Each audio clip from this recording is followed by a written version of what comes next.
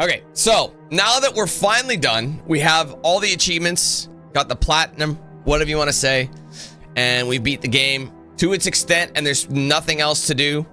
I'm ready to review this game. I've been actually wanting to review it for a while because I've been ready. I've actually had a thought about what I wanted to give this game for a while, and then we kept running into roadblocks. So let's not spoil too much, but let's just start things off really quickly by explaining what type of game this is. Quite something unique. Technically it's a survival horror game where you play as a chicken trying to escape a slaughterhouse. The whole concept in and of itself is extremely interesting, and it's like one of those things. It's a parody on the survival horror genre, but it tries to take itself seriously in the way that the game is set up. It tries to actually give you a variety of things that you can use. It's not just some joke game. It is to a degree. It's got satire undertones and overtones. It's not really hiding away from the fact that it's joking, but it's trying its best to make the game actually a game of survival horror that involves escape, hiding, platforming, all sorts of elements that you don't really expect. And when I first heard about this game and found out it was coming out, I wanted to give it a try. Never really knew what I was in for though, because indie games go either way, I found. So first thing I'm going to do is talk about what I did enjoy about the game. So obviously the whole concept, like the concept as a whole, is extremely interesting. I don't think there has been a game of this nature. I mean, I'm sure there's been games where you play as a chicken, or there's been chicken elements where you play, you know what I mean? Where there's a moment where you might play as a chicken or something like that. But to this extent that where it marries the two genres of survival horror with, like, I don't know, that parody style, goat simulator style kind of a game. I feel like it's along the same kind of lines as that. Slightly different. You can tell it's got that indie style, and I feel like I believe it's under the Unreal Engine banner, Unreal 5. It does feel like it's Unreal 5. It's got that intrigue to it, and I feel like just in terms of the interest factor and the fact that you're not going to really see anything that's this unique and creative, I gotta give them credit for that. Like, it's an idea that no one thought of, and I think that's why it works so well as a concept. And that's what it did for me, is it pulled me in, just looking at it and being like, this is hilarious.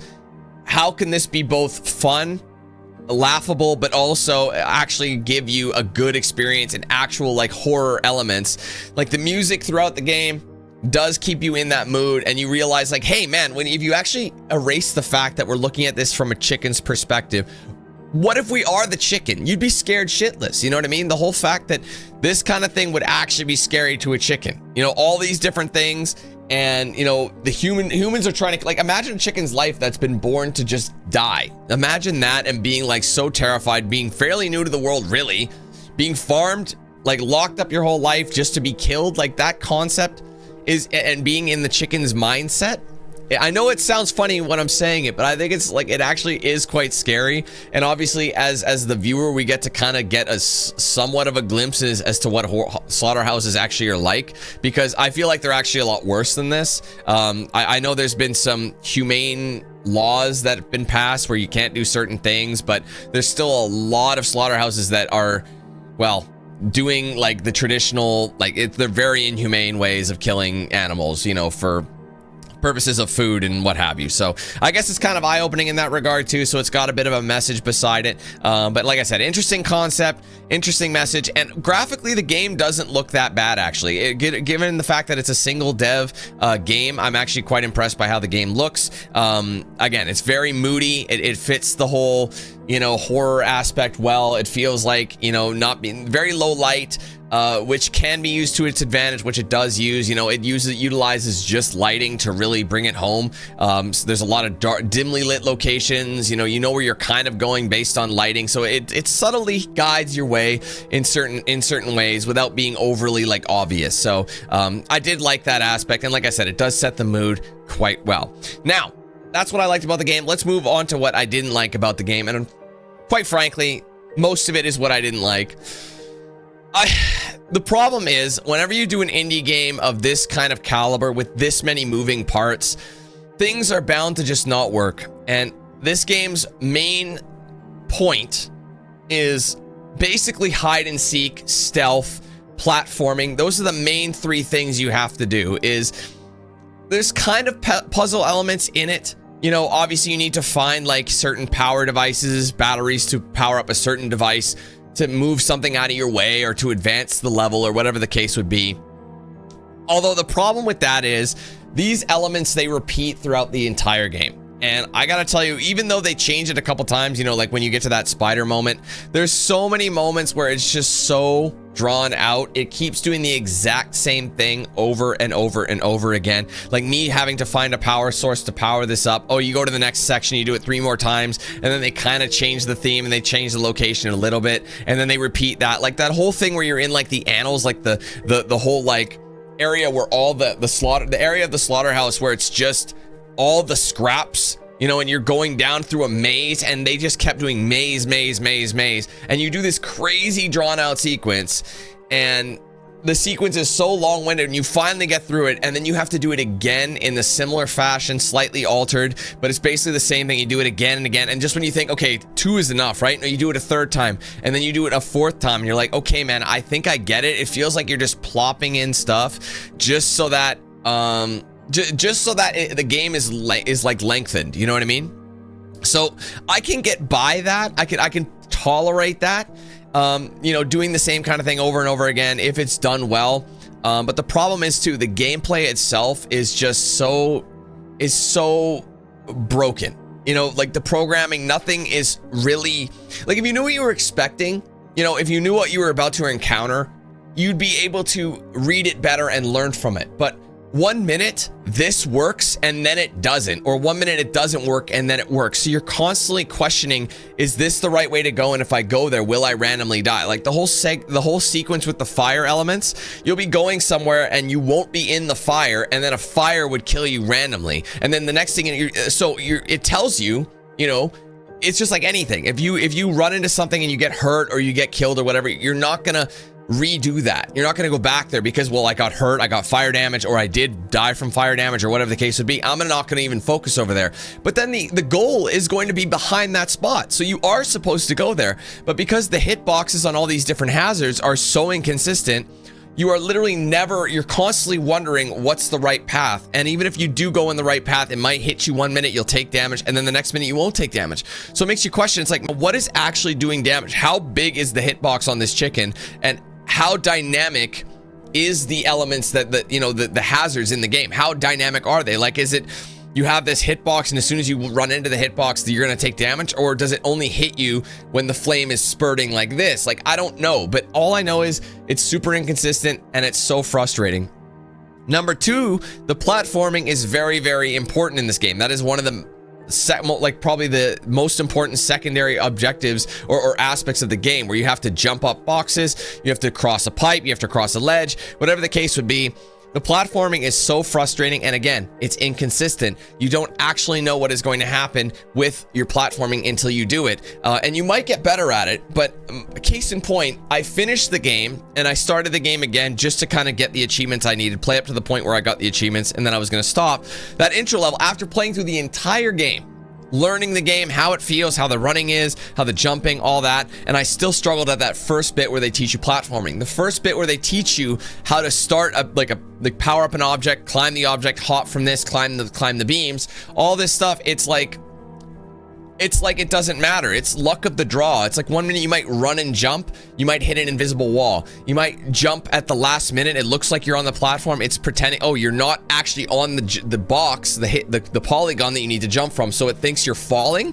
So because it thinks you're falling, the jump button doesn't work, so you fall to your death. It happens a lot. And obviously during that one section as well, where I had to go all the way up to this point, and then Buddy put in this element where it's like, okay, you do have to jump on this pipe, but the pipe is so, like, there's too many things that you run into. Like, you jump too high, your chicken only jumps so high, and then you hit the roof and you can't actually get on the pipe, but that's where you have to go. So you have to keep mashing it until you time it just perfectly, and you basically line everything up just so, and you just make it. And oh, that's step 1. Now you got to go across the pipe and you got to jump, but if you jump too high, you'll hit the thing and you might slide left or right, which will make you fall off the pipe and die. So you have to slowly go, jump, and kind of as you're coming down, push forward. It's like so precise, then there's very little room for error. And if you do make a mistake, you have to replay all of that stuff you did. The checkpoint system, it's literally, it makes it feel like it is a roguelite, roguelite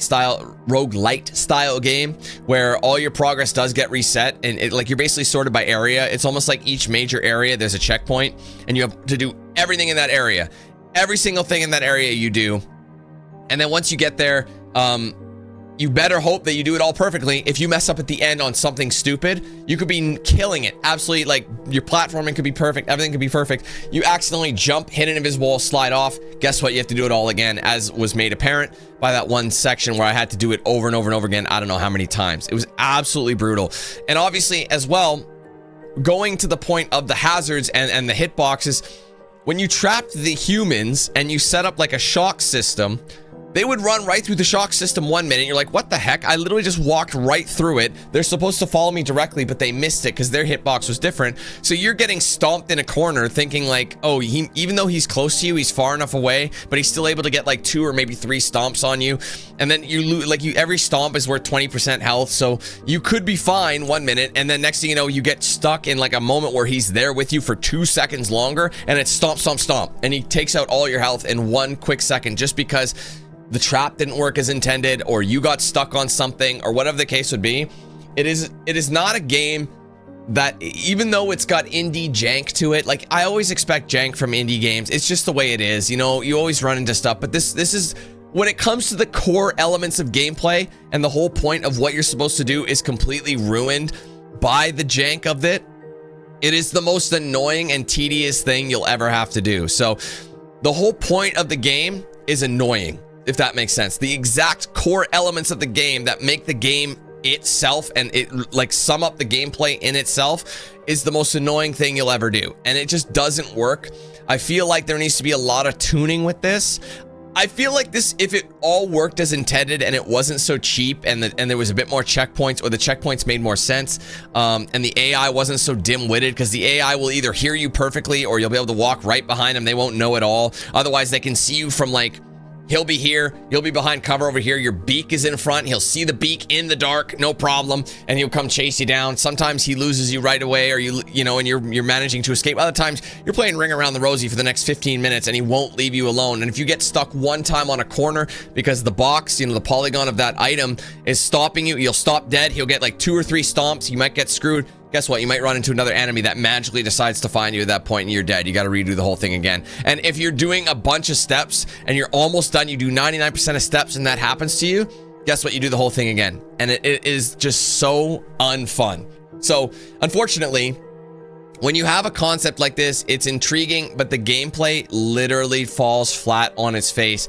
So it's one of those things where, despite it being an interesting concept, the whole point of the game is the most tedious, unsatisfying thing you'll ever do. So while I do have the, you know, I have all the achievements, I got the platinum, so to speak, with the game, there is literally zero reason for me to play this ever again. And even if I didn't get the platinum, there would not be a reason for me to ever play it again. So, and not only that, I feel like for the type of game that I got, even though it took me over 6 hours to do, I think my base, not including this extra run where I went for achievements, not including that, I'd say the game took me about 6 hours to complete, maybe 5 at 45.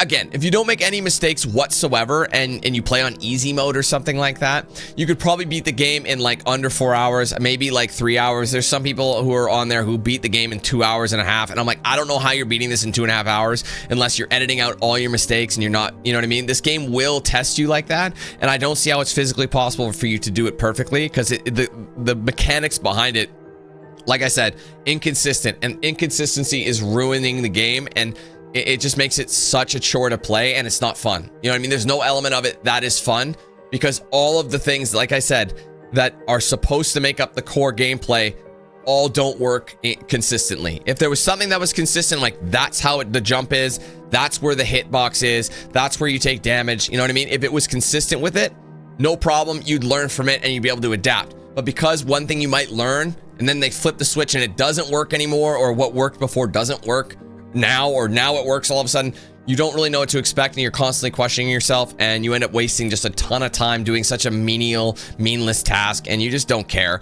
So unfortunately, based on that, and you know, the fact that like it's not really that cheap. I mean, it's not expensive, But like I said, I compared it before. Would you pay $10 for a pack of gum? You know what I mean? You just wouldn't pay $10. So even though it's cheap, like technically on paper, there's not a lot of game here, and because it's got so many faults, it's too expensive in my opinion. I think I paid on sale, because you know they do like an introductory sale. I think it ended up being like 16 bucks Canadian, which is quite cheap. I think it's like 12 US right now. Again, some people are gonna be like, damn, that's so cheap, but that's on sale. I think it's like 15 US, and you get like maybe anywhere from 3 to 5 hours, 3 to 6 hours, depending how well you get through it. And just to me, that's too much money for this type of game. I think it should have been a tenner, you know, 10 bucks, like all in, no discount. And then if you wanted a discount, you could lower it after that. But it's just not worth it, man. And this is a very frustrating game. And unless, but even if he does dial in the problems that it has right now, I don't think it's still worth it at that point. I always say support indie. I think it's really good because I feel like the indie devs are the guys who are really like the backbone of the gaming industry right now. But at the same time, there's also a quality control thing that slips through the cracks. I'm not trying to be mean about it, but it's just not a fun experience. And unfortunately, some indie games are beauties and some indie games are just absolute like annoyances. And then there's the excuse. It's like, well, just get better at the game. It's like, how?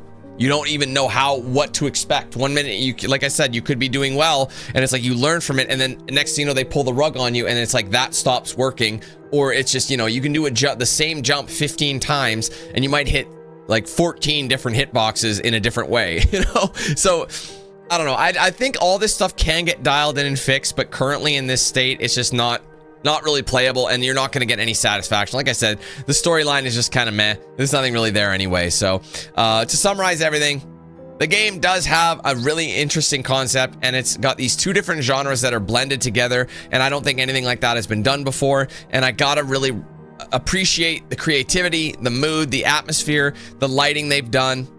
You know, it all does set that survival horror aspect, and it does make you think. It does give you that, like, you know, almost like activist kind of thought. It makes you like, man, this kind of stuff is actually happening. Obviously, it's dramatized a little bit. Actually, not a little bit. It's dramatized a lot, but this kind of stuff does happen. And you do want to see like a chicken just escape. You know, it's like, for one, just one of those tenacious chickens, just let him get out of there. You know, he's seen so much. He's avoided capture. Just let the man go. You know what I mean? So it's got that kind of appeal to it. But like, unfortunately, the core gameplay elements are so unpolished and unrefined, and they're so inconsistent that it's just such a tedious, oh, I hate it. It's just the worst gameplay, you know what I mean? It's so brutal and nothing works, and you're just like, there's no satisfaction from even beating this game. It's just like, thank God it's fucking done, and that's literally it. So there's no real positive, like, you know how when you play a really, really hard game like Dark Souls or whatever, and you finally beat a boss and you're like, man, I'm satisfied. You were able to at least learn the combos, and everything actually worked as intended, so nothing changed to the fight. It's just that you had to learn the mechanic of it.